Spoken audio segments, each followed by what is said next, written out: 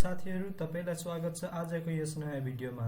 आज हामी हाम्रो भिडियोमा नेपाली कसरी टाइप गर्ने भन्ने विषयमा चर्चा गर्ने छौं र म तपाईहरुलाई यसको पुरै डिटेल यो कम्प्युटरमा गरेर देखाउने छु र यदि तपाईहरुले आज यो च्यानलमा नयाँ हुनुहुन्छ भने कृपया यो च्यानल सब्स्क्राइब गरिदिनुस् र यदि तपाईलाई भिडियो मन पर्यो भने लाइक गरेर बेल आइकनलाई पनि दबाइदिनुहोस् ताकि हाम्रो नयाँ भिडियो तपाईहरुलाई सबसे सुरुमा पाउनुहोस्।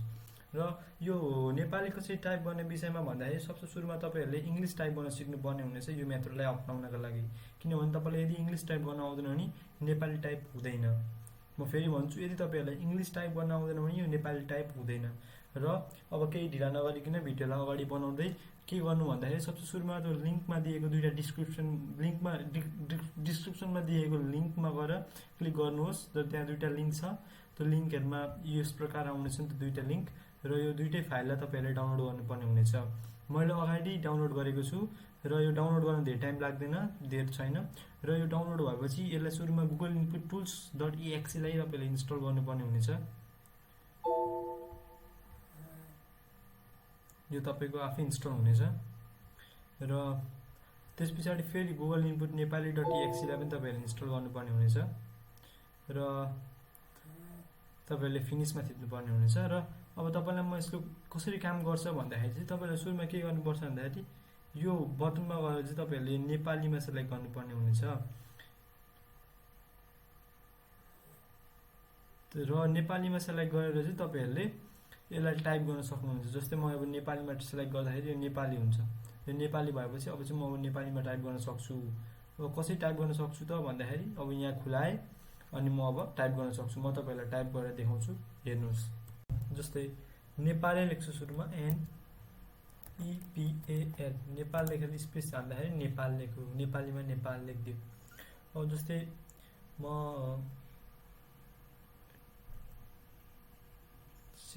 के लेख्नु अब जे हो भने जय लेख्छु म JAY, sorry for this, JAY Jay लेख्छु। यहाँ हेर्नुस् स्पेस दिने बित्तिकै जय नेपालीमा हुन्छ। यसरी नै तपाईहरु हरेक शब्दलाई लेख्न सक्नुहुन्छ र तपाईहरुलाई शब्द लेख्न आएन भने, यदि तपाईहरुलाई शब्द लेख्न आएन भने तपाईले यसको जस्तै अब तपाईहरुलाई पूर्णविराम आउँदैन भने शिफ्ट देखि माथिको बटन थिच्दा पूर्णविराम हाल्न सक्नुहुन्छ। तपाईले यसरी पूर्णविराम हाल्न सक्नुहुन्छ। त्यसैगरी यसको आफ्नै किबोर्ड पनि पाउँछ र अब तपाईलाई नेपाली लेखिसकेर इंग्लिश लेख्न मन छ भने विन्डोज की प्लस स्पेस, विन्डोज र स्पेस थिच्नु भने यो इंग्लिश हुन्छ आफै अटोमेटिकली। अब जस्तै मैले अब जे लेखेछ भने केही पनि हुँदैन। फेरि अब नेपालीमा लानु मन छ windows space space space space यस्तो भनेदेखि फेरि आयो र यहाँ किबोर्डमा थिचेर तपाईले यहाँ किबोर्डबाट पनि टाइप गर्न सक्नुहुन्छ है। त्यसैगरी अब यसलाई यहीँबाट पनि नेपाली र इंग्लिश बनाउन सक्नुहुन्छ तपाईहरुलाई। र यहाँबाट यसले गर्दाखेरि धेरैवटा फाइदा रहेको छ र तपाईलाई इंग्लिश टाइप गर्न आउँछ नि यसको मद्दतले तपाईहरु प्रोजेक्ट गर्न सक्नुहुन्छ, धेरैहरु कामहरु पनि गर्न सक्नुहुन्छ। फेरि म तपाईलाई देखाउँछु। जस्तै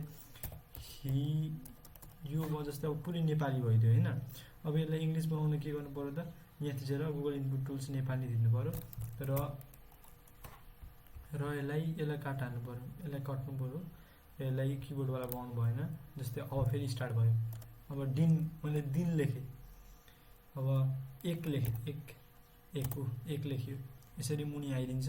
जस्तै अब फेरि मैले प्रसिद्ध लेखे, प्रसिद्ध लेखियो हैन। त्यसैगरी फेसबुक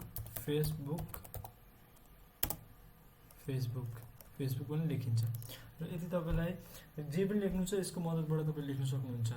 र आजको भिडियो तपाईहरुलाई कस्तो लाग्यो तपाईको कमेन्ट सेक्सनमा लेखिदिनुहोस्। र तपाईहरुलाई यदि कुनै भिडियोमा केही बुझ्नु भएन अथवा तपाईहरुलाई अरु केही जान्नु छ कम्प्युटरको यो laptop desktop related problem, application related problem तपाईहरुलाई अब केही यस्तै चाहियो भने कृपया कमेन्ट डाउन गरिदिनु होला, कमेन्टमा लेखिदिनु होला।